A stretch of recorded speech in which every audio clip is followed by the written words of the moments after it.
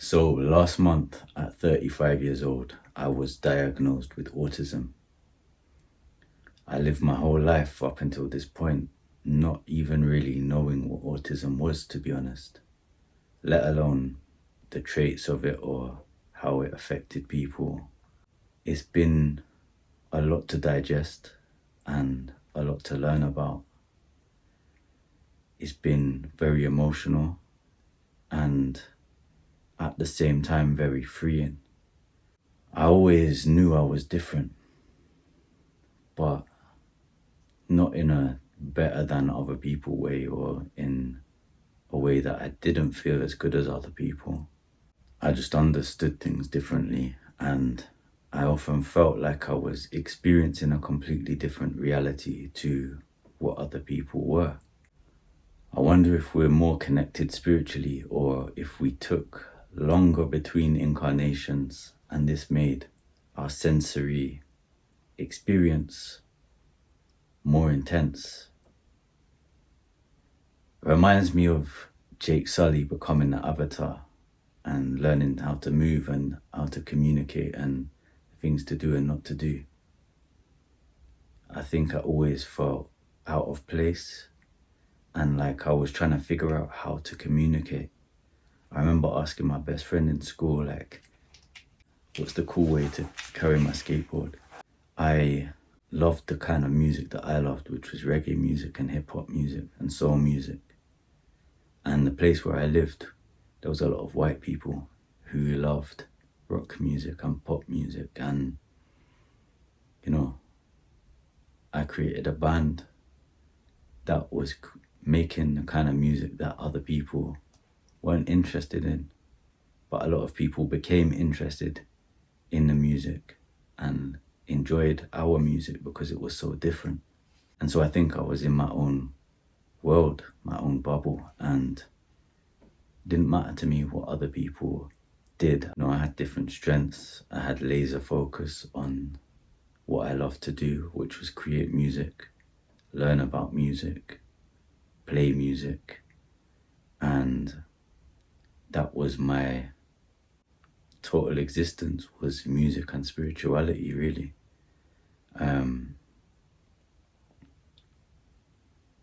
I remember at school, my friend T said, my mom said, you're one-track minded. And I took offense to that. In hindsight, I think that I was one-track minded, and I don't think it was a bad thing. Be obsessed or be average. And it took me to a lot of great places, allowed me to finally get to a point where I feel like my music is sounding how I always dreamed it would one day sound. It took me a long time to get to that point, but without complete focus and dedication, I wouldn't have reached that point. Now, I've experienced a lot of anxiety. I remember in school, I'd feel highly anxious at the thought of going into the playground, going into the classroom. I'd like to be the first into the class, and I'd prefer to sit at the back of the class if I had that option, where I didn't feel like people had their eyes on me too much. And I took longer to do things than other people. I'd often know the answers to things if the teacher asked, but I wouldn't put my hand up.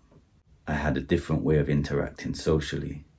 I read one of my school reports recently and it said how I'd be finishing my border and preparing the page when everybody else would be finishing their work. And a few years ago, I was at a job induction and I noticed how I took longer than everybody else, except for one person out of about 100. The way I found out was that my partner suggested that I may be autistic. And at first, I took offense to that. And then I remembered that my mum had said when I was younger that she thought that I may have Asperger's, which again I took offense to when I was a kid, not knowing what that is or what it meant, but also always feeling different. It's like I always knew I was different at the same time, in a weird way. And I'll get into those things more later, but I finally, after a good while of resisting, accepted that I should go and get a diagnosis and find out if I am autistic. So I went to the GP and told them that I wanted to do an assessment and find out. Now, the doctor was actually very dismissive at first and basically said, why do you think you may have autism? And I explained to him a number of reasons. One is that my hearing is extremely sensitive. I can hear things that other people just don't hear. I'm very light sensitive. I get absorbed in what I'm doing, but if I get distracted, I get very frustrated and annoyed. I have a lot of sensory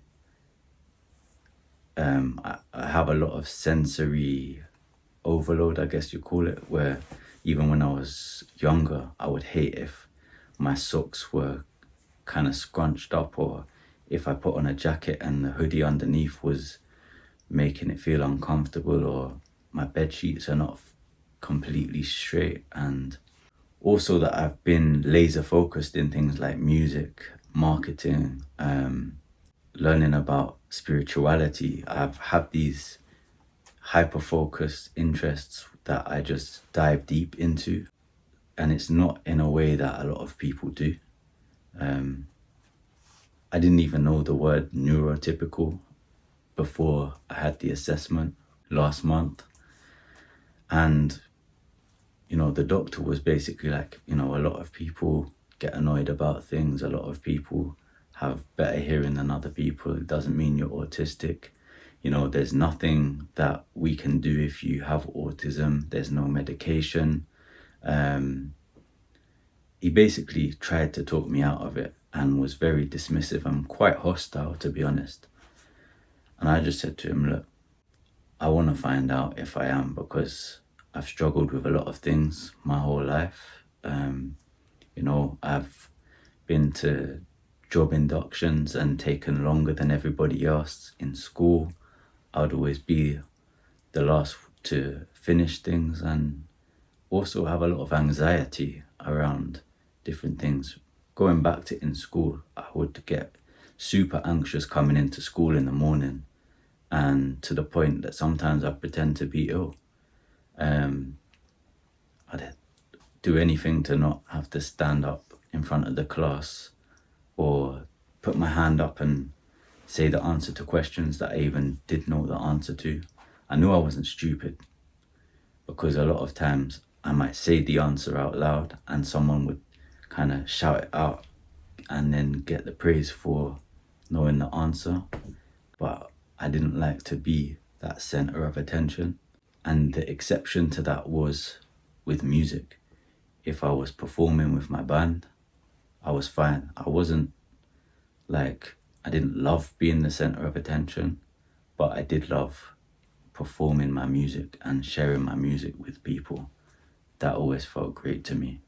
So I had this initial conversation with the GP, and he said, go to reception, they're going to give you a form. If you go away and fill out the form, then bring it back in.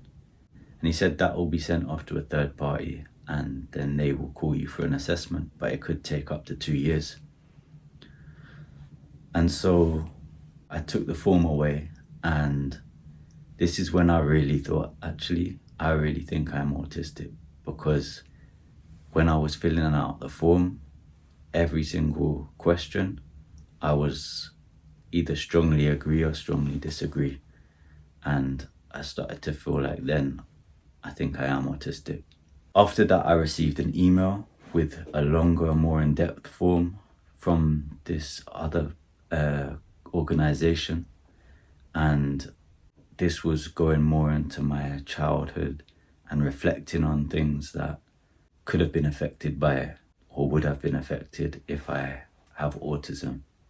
After that, I received an email from this organization with a more in-depth and detailed form asking a lot of questions, and it just said that I needed to send the form back prior to the assessment, which was, I think the assessment was scheduled about 4 months from when I received that form. And so filling out that form was even more confirmation to me. But again, I didn't do a lot of research into autism, in all honesty. I just thought, let me just go through this formal kind of process and find out from somebody, because I didn't even want to kind of speak that onto myself too much, and then find out that I'm not autistic. But it did make sense. A lot of things were making sense that I would be autistic. My assessment was actually via Google Meets, and I did it right here in my office space. The guy was called David, and he kind of explained the process. It was going to be 2 to 3 hours long, and there was a lot of questions, and we could take a break if we needed to, and I just let him know. He kind of gave me an overview of how the meeting would go and if I had any questions, etc. He said, 9 times out of 10, I can tell you at the end of this conversation whether you have autism or not. Sometimes I have to go away and, go over things in a bit more detail and analyze things more, but normally I'll be able to tell you. Now, there was a lot of questions about my childhood, about relationships, about friendships, about hyperfocus interests. I spoke to him about music. One of the things that made me feel super comfortable was that he asked me what kind of music I made, and I told him I make reggae music. And he said one of his favorite bands was Aswad. And I had an Aswad record right where that record is. And I showed it to him. And that kind of was like a common ground, that we had one of our favorite records and bands in common.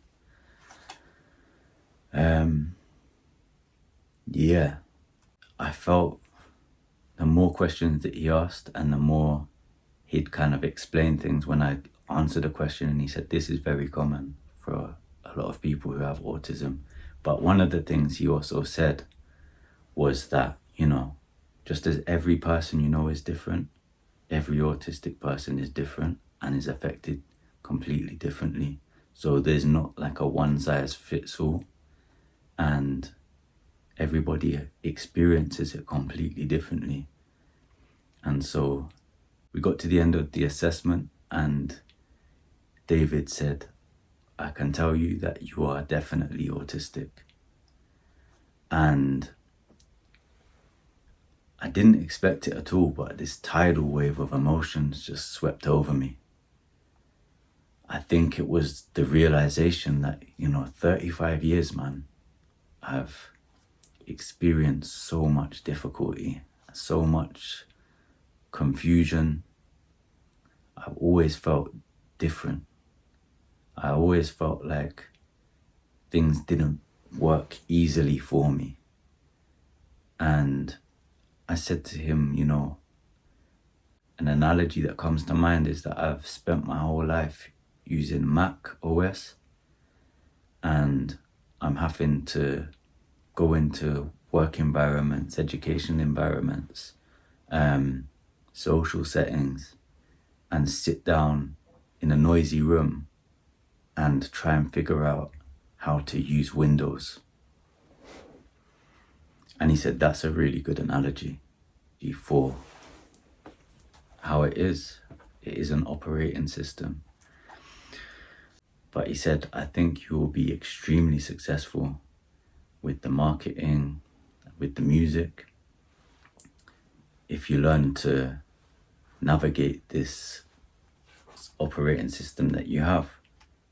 I expressed to him that I've been making music since I was 11, 12 years old, and I'm 35 now. And it's only literally this year that I've got the first track to a place where I'm ready to release it, because I've had such a heightened level of perfectionism, and knowing that once I've released things into the world, that's it, it's out there.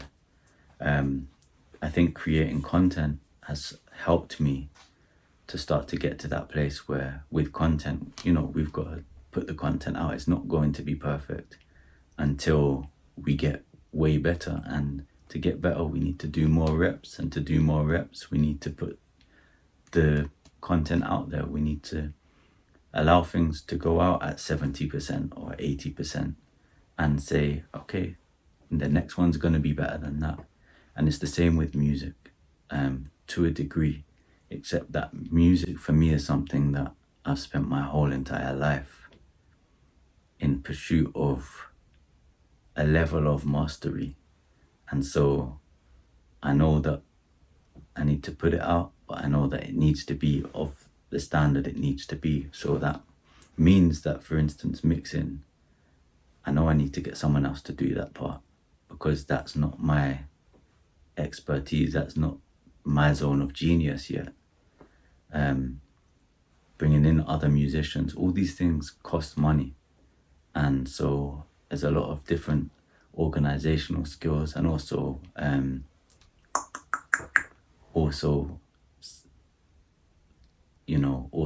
it takes a lot of fundraising as well. So that acknowledgement there felt very wholesome and very I felt very seen and encouraged by that. Some of the things that I really struggle with is, I always knew that I communicated differently. I knew that I saw things that other people didn't see. I heard things other people didn't hear. I had such attention to detail, and I had deeper questions than most people my age. I guess I was an old soul. I get distracted really easily. If I'm in a flow and I'm in a focus zone, if I'm in a flow state or a zone of focus like I am right now, and then let's say someone comes and speaks to me, or my phone rings, or the neighbor's making some noise, or the dog starts barking, these things all will throw me so much, and it is nearly impossible. I'm still trying to figure out how to get back into that concentrated state of mind and remind myself where I was with things. Another thing is, like, let's say I have a list of things to do throughout the day. So now I just want to share some of the things that I struggle with. I now know are because I am autistic, but I thought it was just me. I thought I just had this problem. Let's say I've got a list of things to do throughout the day, and I tried to set myself. Recently I read Atomic Habits, and I started to create new routines in my life. Now what I've found is that, for instance, I get up, I have my coffee, I do my meditation, I read, I journal, I go for a walk, and then I'm like ready to work, but I need to eat something. If I then have to cook the food, it takes me out of that flow of creativity. If someone then starts to speak to me about something completely different, I lose that flow. If I end up going to bed later than I planned and I'm too tired in the morning, that flow's gone. And something David, the assessor, said to me is, do you feel that, say you have a plan and then it gets interrupted, or you're going somewhere and something goes wrong, do you feel like you just want to stop? That's like, it's pointless doing the thing now, and it's nearly impossible to get through that distraction and continue. And to me, that was the most relatable thing and the most frustrating thing that I deal with. That it's like I need to figure out my flow of what order I can do things in a way that leads to accomplishing what I set out to do. And so for me, that looks like in the morning when I wake up, I start to prime myself for the next activity. On the 10th of November, I wrote morning thoughts. I remember when I lived at home and I was a teenager, if my mum had friends coming over, I'd hear their car pull up and I'd take myself upstairs. And then if there was a few people downstairs, I'd find it so challenging and like I'd do anything to not go downstairs because of that moment of like walking into a busy room. You know, it was just this heightened level of anxiety. I remember when I first moved out of home and I was 17 and I lived with a family, and if they had friends and family over as well and they arrived while I was upstairs, I'd find that same feeling came back where I'd find it so challenging to come downstairs. And it kind of didn't matter if it was like one person or a group of people. It's just this feeling of like total anxiety that came up. And I think a lot of anxiety around different things, and that does improve when I'm more socially active, and it declines when I'm less socially active, but it's always there, this feeling of like I can just have these total burnouts where I just need to just be in my own space. A few productivity systems that I'm working on and experimenting with are, one is to base my schedule and routine on my energy and not my time. And so for me, this looks like in the morning, as long as I get a good sleep, I get to bed early, I naturally wake up before dawn. And if I do that, I get this surge of energy that feels like nobody else is up yet, nobody else is awake. I look outside and people's lights are not even on, and I feel like the world is mine. I get this feeling like when it snows and the city comes to a standstill and I go out and nobody's out. Or even when it's raining, I love walking when it's torrential rain because there's nobody there and I just feel like I'm able to just be and breathe. I get this same feeling early in the morning. And so finding a routine that I can create around when I feel the most energetically charged is a game changer. Number 2 is to create warm-ups, and this for me makes things a lot easier in terms of transitions. For example, if I know that I want to film a YouTube video, if when I get up in the morning and make a coffee, I film that process, or I film myself reading my book or journaling, and then when I go on a walk, I talk to the camera as an Instagram story or just as a video, and I don't even have to post it anywhere, but I just talk to the camera and it starts to ease me into the creative process of that thing that I do need to do that day. Number 3 is to meditate and regulate. Breathe. Disconnect from the phone.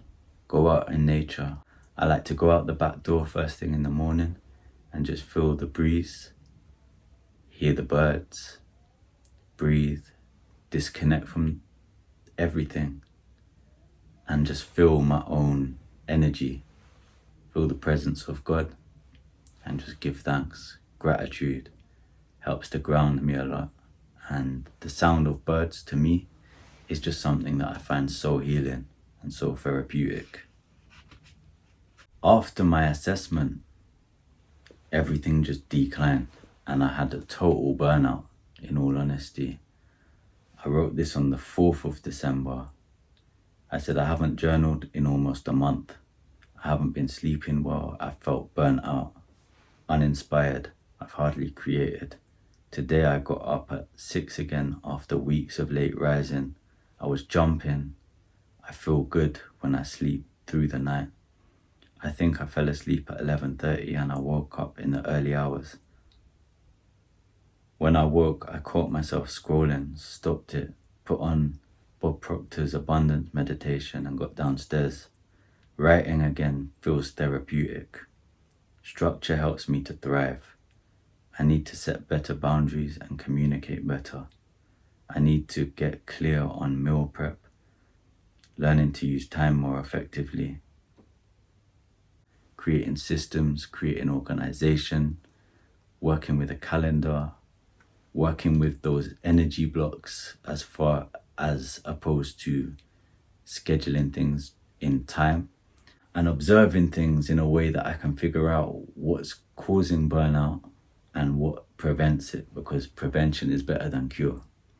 And I think that getting into this creative flow for me is something that really charges me up.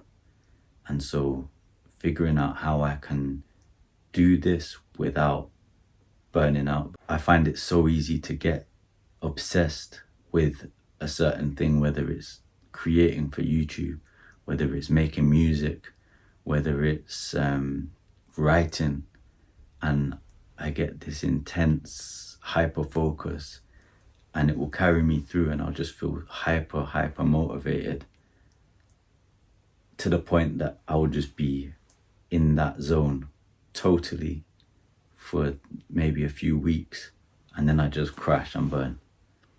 And so I think it's a point of, now I'm not a great fan of the individual Roald Dahl, but he did say something that I think explains this very well, is that one of his mentors advised him to stop writing when it's still good.